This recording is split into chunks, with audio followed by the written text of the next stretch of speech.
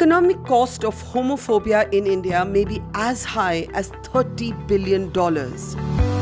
India loses anywhere between 0.1% to 1.7% of its GDP because of homophobia. In 2018, India's Supreme Court finally decriminalized homosexuality. But since then, how much has the workspace really changed for the queer community? A new book by Parmesh Shahani called Queeristan starts this much-needed conversation for change.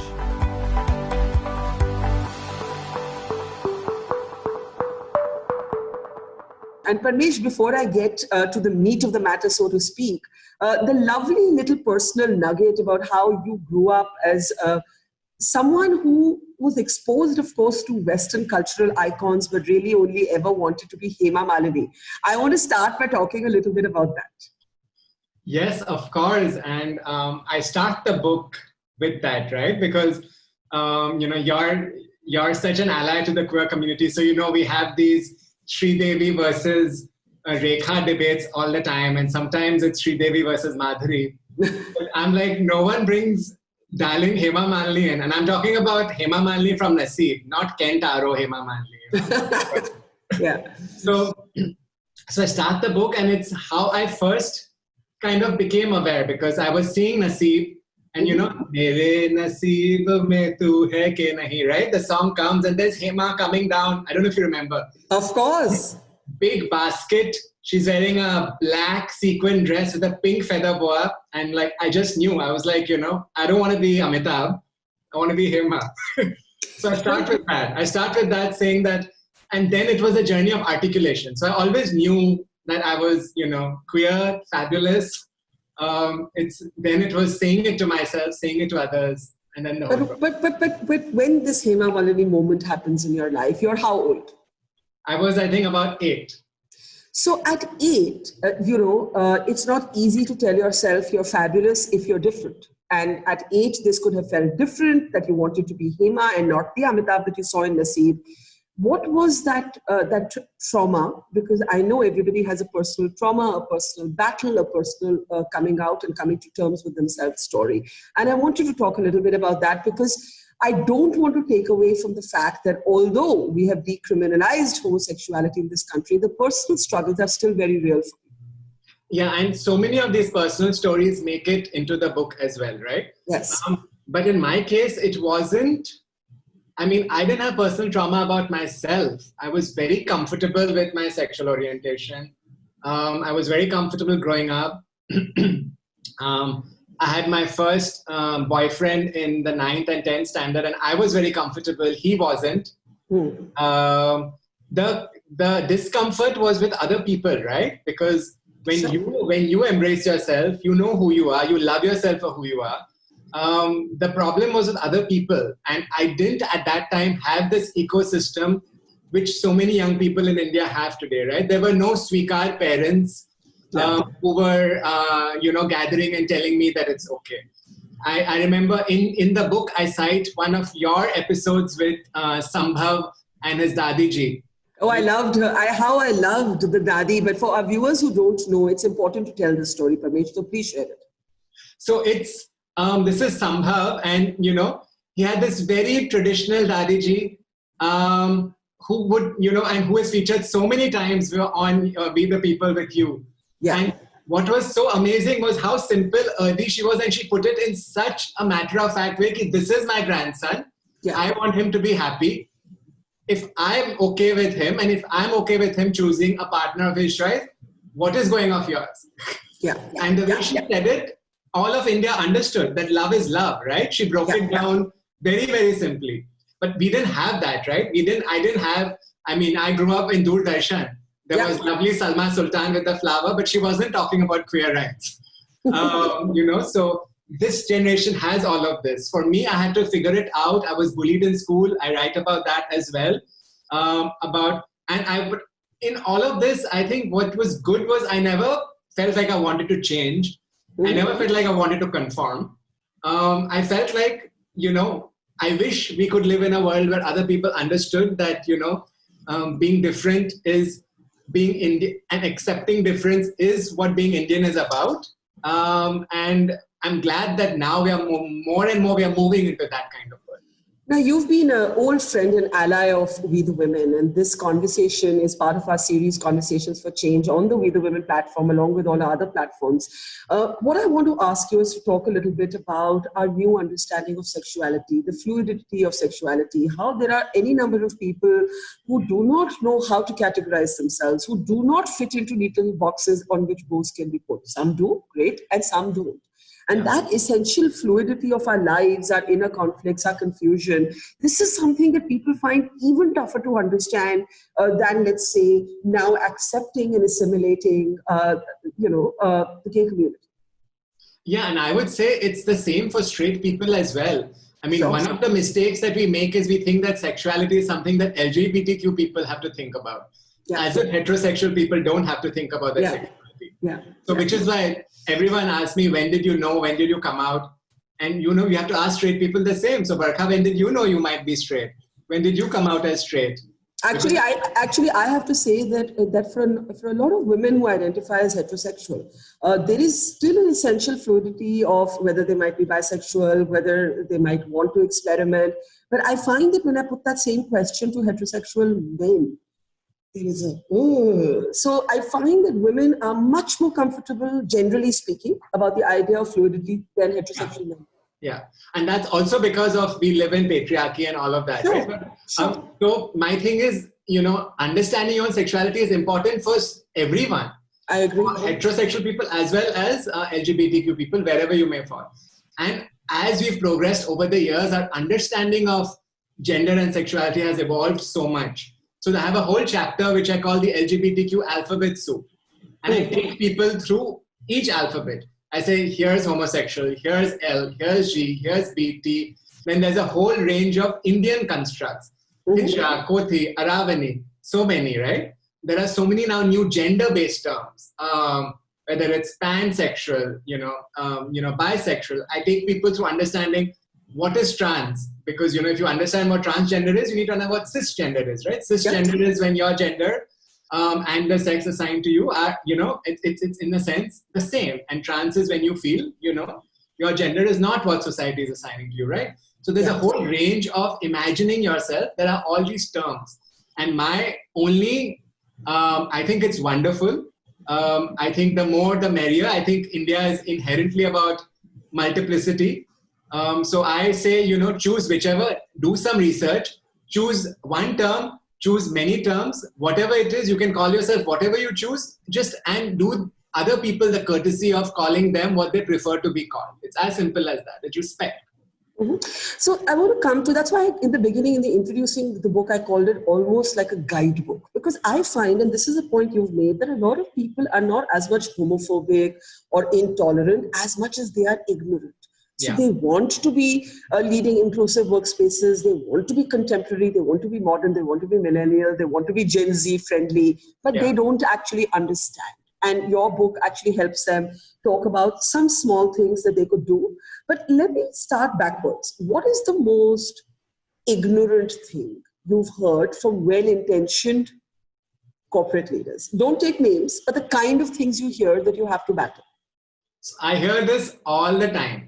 And I write also, there's always one person when you try to bring about change. It could be any change. It could be gender-based change, like you might say, let us have 6-month maternity benefits for all women, right? Which is how it is now.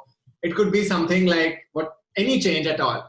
There'll always be one person who tends to be an older man, I don't know why that is, who will say, let me play devil's advocate for a moment. Mm-hmm. Now, what this man is actually communicating to you that he is insecure, he is ignorant, he is fearful of the change that you want to bring about. Mm-hmm. So what you must immediately do is tell that person, stop, darling. The devil doesn't need any more advocates. Can you play another role? Can you be angel of change? Can you be Superman of, brilliance? Like choose any other role, not devil's advocate, right? Mm-hmm. Because there's often change stops at this devil's advocate moment, because what devil's advocates want is for the status quo to continue. And certainly in the world we are creating now, everyone says new normal, it's got to be a much better normal. We cannot have the status quo continuing, right? So I see a lot of misconceptions. A lot of people say, are you saying you want special treatment for LGBTQ people? And we're like, no, we want the same rights as everyone else. So many people say, for example, now more and more across the country, gender reaffirmation surgery is becoming very normal, right? So Godrej, so many progressive companies, we include gender reaffirmation surgery in our insurance to the same amount that anyone else can claim in any year. Say if the company has a cover of 5 lakhs per employee, you can choose to use that cover for gender affirmation, and our insurers have complied. So many insurers across the country are complying, right? But they don't see it as hoo-ha. There was a time when this would be dismissed as trivial. Yeah, now it's becoming the norm, right? But there will still always be someone who will say, but what if we offer this and so many hundreds of transgender people join us just to transition? Then you have to tell them, Baba, transition is a long process. It's not so easy. It takes years. You have to have counseling. The surgery is very painful. You will only transition if there's a genuine need for it. So again, I think a lot of, as you said, it's ignorance, it's misinformation. The way I deal with it, when I was younger, I would get very angry. And now that I'm older, I want to, bring about change in my lifetime. So now I deal with it with love, kindness, patience.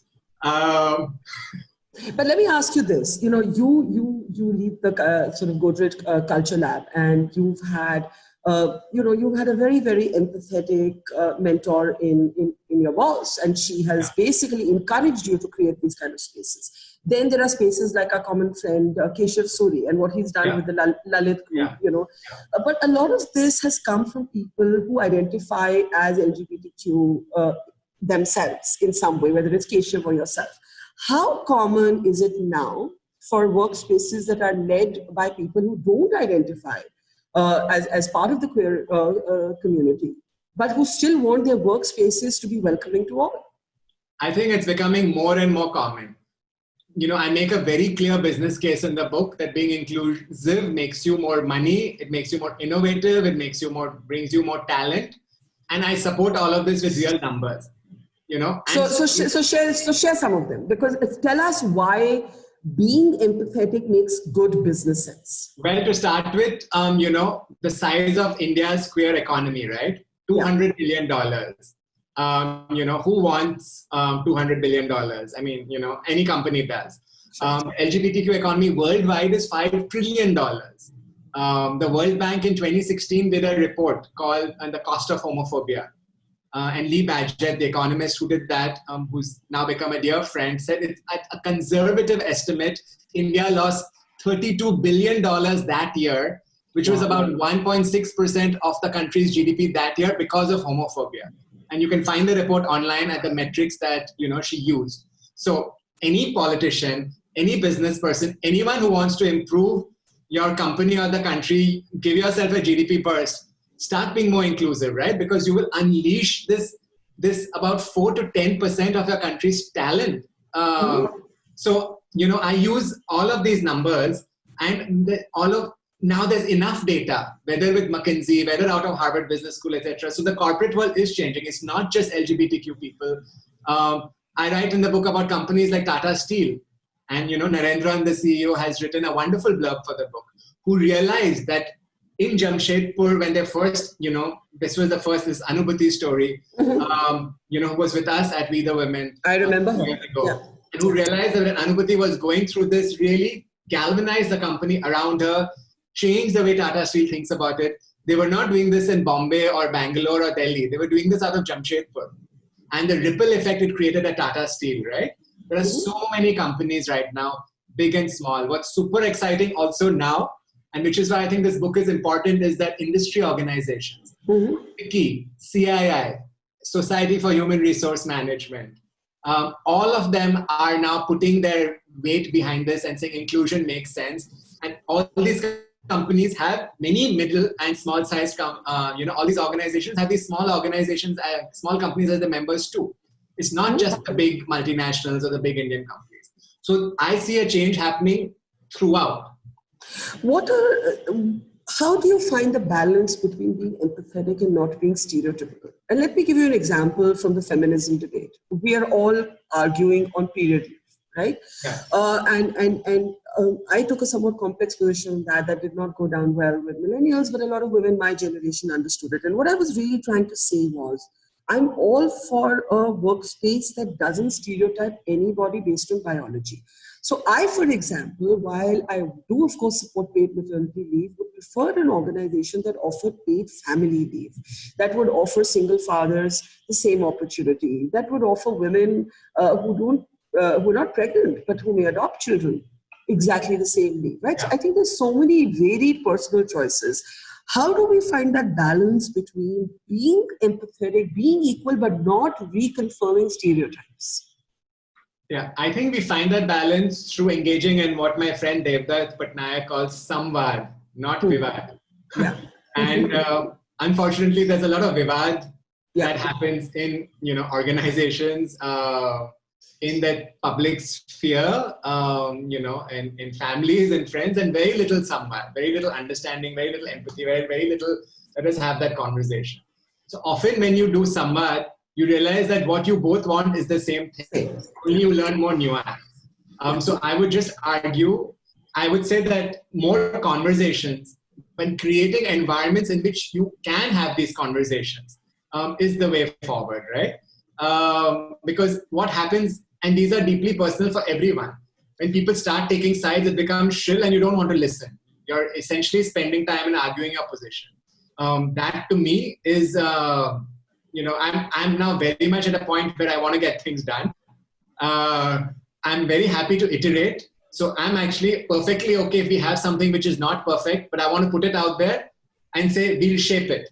But if we argue so much on whether to do it or not, I don't want another generation to wait. That is such an important point, because there are ideologues in the movement and in the community who might look at you and say, Parmesh, you've become an establishmentarian, you've become an insider, you're compromising, you're not standing for the absolute principle. Whereas I think what you're saying is perfect can't be the enemy of good. We've got to start somewhere. So let's pick up something that is being contentious, the depiction of the queer community in our cinema, right? It started off as this clumsy, slapstick, jokey figure. It has evolved to a great degree. Has it evolved enough?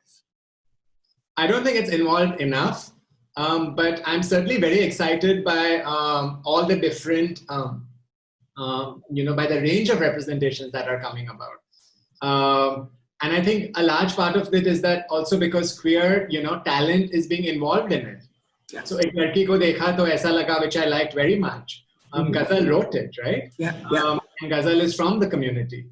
So I think it really helps when the representations have queer talent attached to it, or when the filmmakers reach out. So Dibakar reached out for something and is working on something. And we had day-long sessions where we presented various aspects of the queer community. So I think this engagement is happening now. So more and more nuanced stories are coming out. Also, I think we look at Bollywood and we look maybe in the mainstream. I mean, I also don't like this mainstream versus regional, because I think regional is also mainstream. But if you look at the range of representations across the country, if you look at a Malayalam film like Muthan, for example,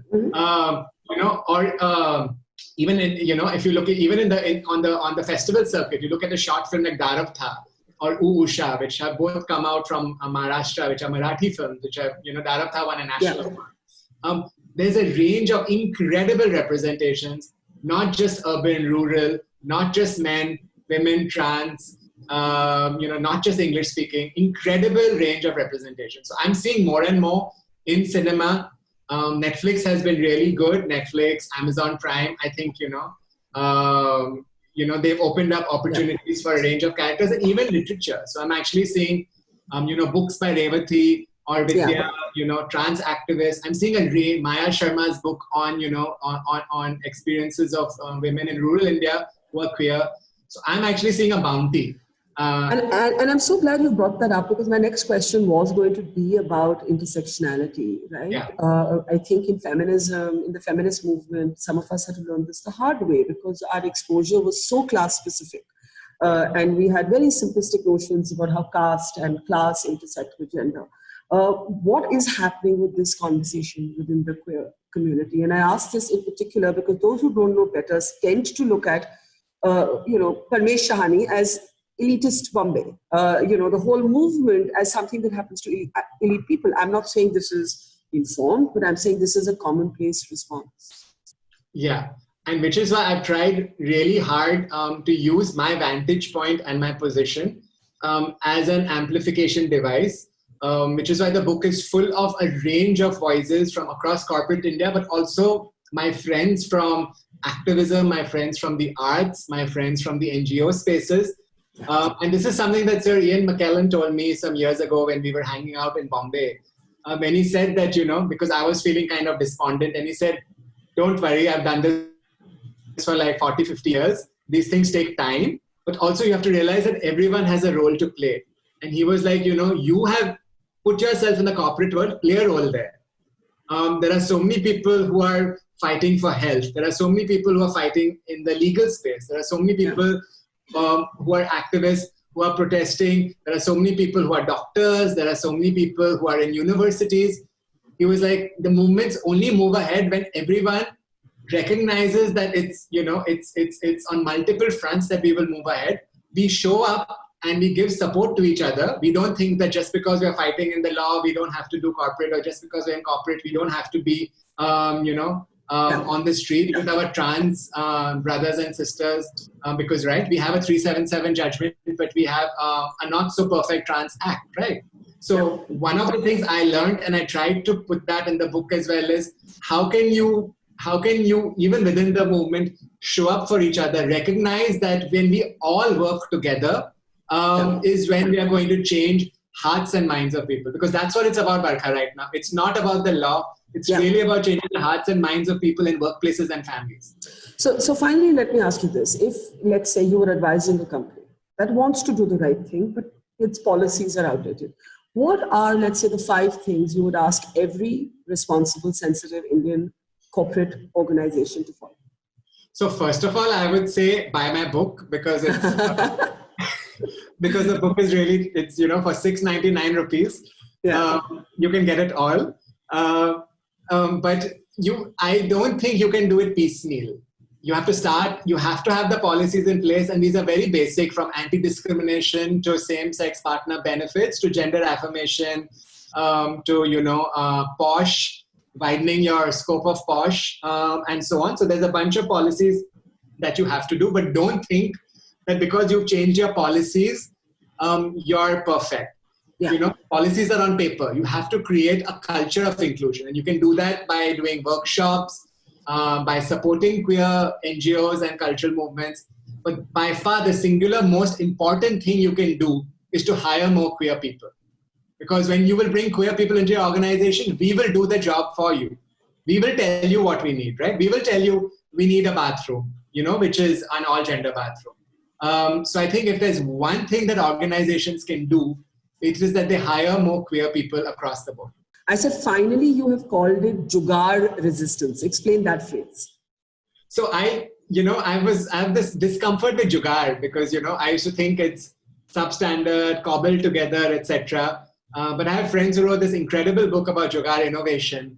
And I have another friend, Helen Russell, who wrote this book called The Atlas of Happiness, in which I kind of reimagine Jugaad as not as second grade, cobbled together out of necessity, but like a framework of imagining, love, creativity, and possibility. So I marry this Jugaad with resistance, which is what I think we should all do from wherever we are. And to me, Jugaad resistance happens when you kind of put yourself within the system, right? So you could be working, say, you could be an official at Kochi Metro, and you have the chance to hire more people. Jugaad resistance would be when you say, I'm going to hire transgender people, right? You could be at a company like Godrej, and you could say, how do I work with the management to change the policies? You could be at a school like Tagore International in Delhi and say that I'm going to make this India's most queer-friendly school and start a campaign like Breaking Barriers, right? You could be a politician. And there are so many incredible politicians who have spoken up across party lines, who have spoken up for queer people. and have hired queer people as their spokespeople as well, right? There's Disha Pinky Sheikh, there's Apsara Reddy, there are so many. So I'm saying there are so many spaces within the system in which you can put yourself and help create the kind of inclusive India of tomorrow. So that's what I call Jugaad resistance, working within the system. Well, your optimism, I have to tell you, is absolutely infectious and change-making. For everyone, do please read Parmesh's book, Queeristan. It is a work of love, but it is also a book that you should read. Then, if you want to understand what you can do, what all of us can do to be contemporary sensitive citizens of this ever-changing, modern, fluid world. Parmesh, it's a pleasure talking to you. Thank you. Thank you so much. Can I say one thing? Yes. This is especially for all the parents who are watching, right? Because I know, Barkha, you have many parent fans. Yes. Really, the only thing that you need to do is go out and hug your child, right? Whether your child is straight, queer, whatever, doesn't matter. Growing up in this country, we need to know that we are loved. Families are everything to us. Yeah. When, if you are at home right now, please go out and hug your child, however old the child is, and say, I love you, for you. That's so lovely. And I hope you get many hugs today, not just from your parents. Thank you, Parmesh. Thank you. Thanks, Barkha.